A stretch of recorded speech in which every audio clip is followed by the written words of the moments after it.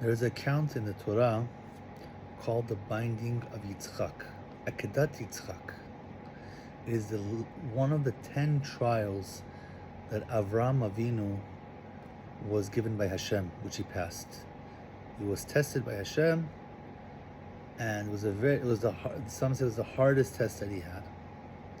Avram had a son at the age of 100, which was a miracle in itself. Now, Yitzchak, Isaac, was 37 years old. One day, the angels were speaking with Hashem. They told him, look, you gave him a child at age 100, and he didn't bring a dove or some kind of sacrifice to you. Hashem said, don't worry.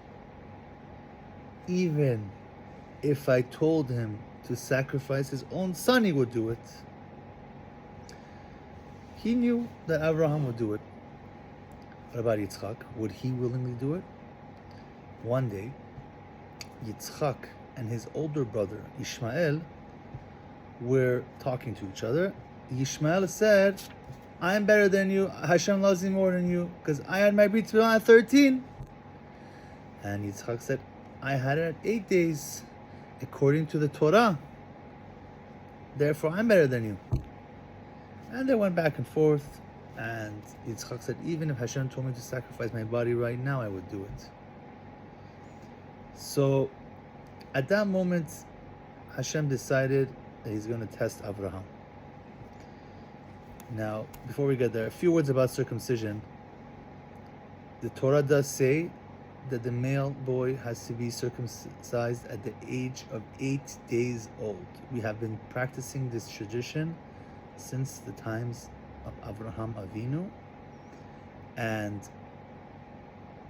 we have competent rabbis who have been trained and been passing on the tradition of how to do it for thousands of years. So we know how to do it. And I say this because there's people who think, no, you have to go to a medical doctor to get a circumcision. This is a bunch of nonsense. The doctor may or may not know how to do a circumcision. Sometimes they botch it. And also there are other things that we do according to the Jewish ritual that they don't do, unless they were taught it. But either way, this is another fallacy of these people who are anti-God, and they think because the doctor went to university and he learned surgery, then he is more qualified to do a circumcision and not a rabbi who learned it going back and back and back all the way to Avram Avinu, all the way with the connection of Hashem commanding Avram Avinu to do a circumcision. It came from us. You're going to tell me you're going to go to a doctor? Now, there are some rabbis who are also doctors, and that's fine. With that being said, as we move on, Avraham is told by Hashem, Avraham, he says, yes, take up your son and bring him as an offering on the mountain. Which son? I have two. This is the one you love. I love both. Take Yitzchak. Okay. Takes him up. And they actually, Avram and Yitzchak knew what they were going up for. They were going to sacrifice Yitzchak for Hashem, because Hashem said so. And they were both, it was like walking down a wedding, walking down the aisle in the wedding. They were both very happy. They were crying, but in joy to be able to do Hashem's commandment. So they go up. Avraham prepares the wood, prepares his knife to slaughter him, and then put him on the altar to sacrifice, just like he would sacrifice an animal. Now, all these things happen. I'm not going to go into the details right now, but basically, Avram tells him, okay, stop. don't kill him. And Abraham said, what do you mean? I don't understand you. First, you tell me through Yitzchak, your seed shall be called. And then you tell me, take your son. And this is in the book of Bereshit, chapter 22, verse 2. Take your son. And then, afterwards, you tell me, do not lay your hand on him. Hashem says, I told you to take him up.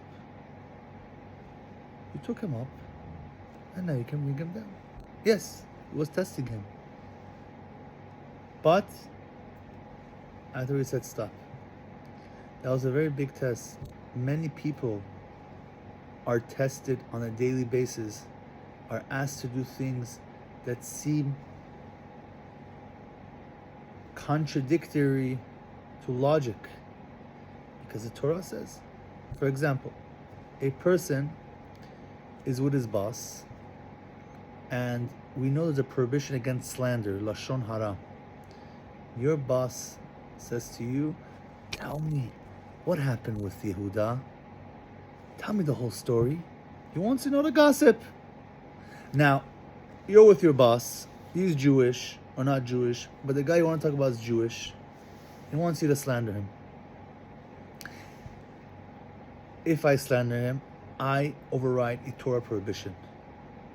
If I don't slander him, he is in the power to fire me. There is no contract. You could fire me. I will be out of a job. That's it. How am I going to maintain my house, my cars, my family? That will take time, and maybe I won't get another job. I don't want to give all that up. The Torah says no. Even for that, you have to give up all the money you have. Do not speak slander against another Jew.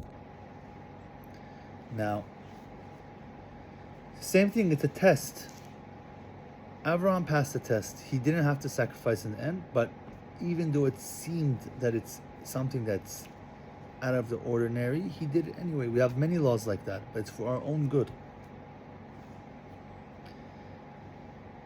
After Avraham takes Yitzchak up and is released from doing his job, Avraham looked at the mountain that he was on. He foresaw that this will be the future site of the Bet HaMikdash, the temple. I could talk about that for a second. The Reform and conservative Jews are the only ones who call the Bet HaMikdash, they call their synagogues temples. They don't call it Bet Knesset, they call it temple. And just so you know, whenever it's called temple, it is Reform and conservative. They're heretics, not necessarily the people who pray there, but what they learn there, and their fake rabbis are teaching heresy. So unfortunately, this misinformed, innocent Jew who was praying in Reform and conservative congregations for many years is learning heresy, and he's learning an alternate version of Judaism. It's not true Judaism. It is not a leniency. It is not something to rely on. They are not practicing Judaism. They are practicing a distorted version of Judaism, because in their false belief, a lot of these rabbis don't believe in the Torah. I think a survey was done many years ago, decades ago, that 50% didn't believe in God. Why are you a rabbi? They're not even rabbis. An average 13-year-old yeshiva boy knows more than the Reform and conservative rabbis. So they called it temple because they don't believe in the third Bet HaMikdash coming. America is our Israel, the temple, it's here right now. We don't believe in, a lot of them don't believe in Mashiach and the Messiah. They don't believe, a lot of them don't believe in God. They look at as the Torah as a social club. They look at Judaism as a social club to meet once a week or once a year, whatever they decide. They are totally they're not connected to the true source of Torah. the fault is of the leaders. These are many of them evil people who, for their $300,000 a year salary or whatever it may be, for pride, they are leading sheep and teaching them that this is true Judaism. So it is forbidden to go to such places. It is forbidden to support them. People rent out they do weddings, they use a social hall of Reform and Conservative. What's wrong with you? You're giving money to people who are destroying Judaism for the past 100 years with their fake conversions, with their fake weddings. They are totally ignorant of Judaism. How can you support them? How could an Orthodox religious Jew pay thousands of dollars? We're just using their hall. We're not in the sanctuary. So what? By you giving them money, you're allowing them to continue surviving. It is, in my opinion, should not even do business with these people or any of the people who are affiliated with the Reform and Conservative.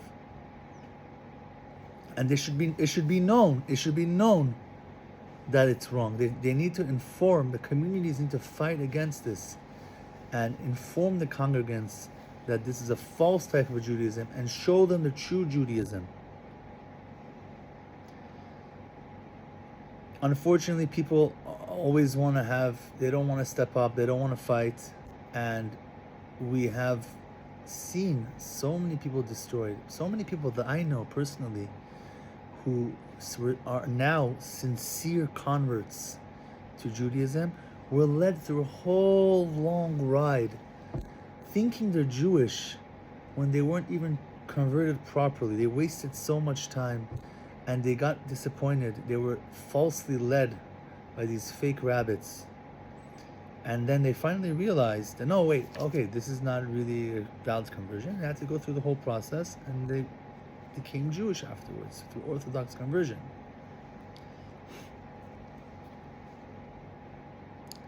Avram Avinu looks at this spot of the Bet HaMikdash, which we believe in, which is also the spot where the Arabs put a golden dome. Now, what's funny is that, the Arabs say that Israel is theirs. The Palestinians, the fake nation called Palestinians. These are just Arabs who call themselves Palestinians. No other Arabs have a special title, but these are the Palestinian Arabs. What is that? As I show in my other video, there's no such thing as Palestine. You can watch it. I'm not repeating it right now. But I want to tell you that in the Quran, Jerusalem is not even mentioned once. Not at all. Now, another question. There are 22 Arab states. How come those other Arabs are not dying to come to Israel to join their brethren in their holy land? They don't care if they ever go to Israel or not. Why aren't they fighting to move to Palestine? And also, why didn't any of the Arab states take in the Gazans who had to flee because of the war? They didn't take them. Go check it out. They didn't take the Arabs. They don't care about them. There is a false unity among the Arabs. If their religion promotes to care about your fellow man, why did you not take in the Arabs?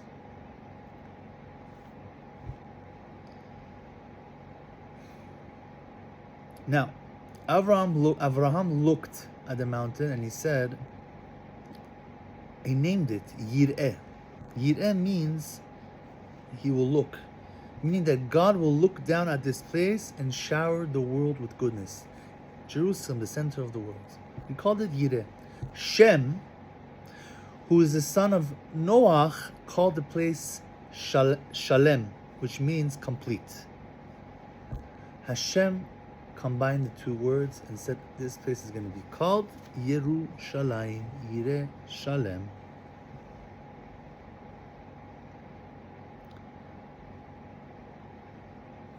Now, that is the completion of, in a nutshell, Akedat Yitzchak, lining of Yitzchak.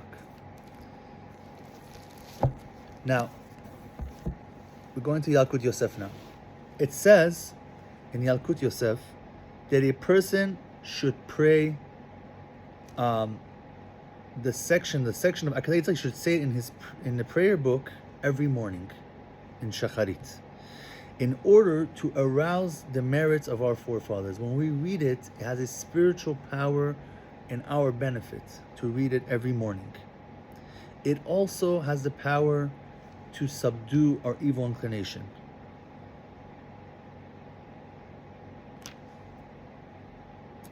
And it's important to read it in the order, not to read it at the end of the prayers. Read it in the order on the prayer book in the morning. And it's best to read it with your tefillin and your talit and tefillin on weekdays. Next halacha, we also read it on Shabbat and Yom Tov. However, if a person on Shabbat is late to the prayers and he won't have time to read the extra mizmorim from Hodu onwards, it takes about 15 minutes. And if he does both, he will not be able to pray the silent prayer with everybody else. So it's better that he does read Akedat Yitzchak and skip some of those extra supplementary prayers that we say on Shabbat. Next halacha is that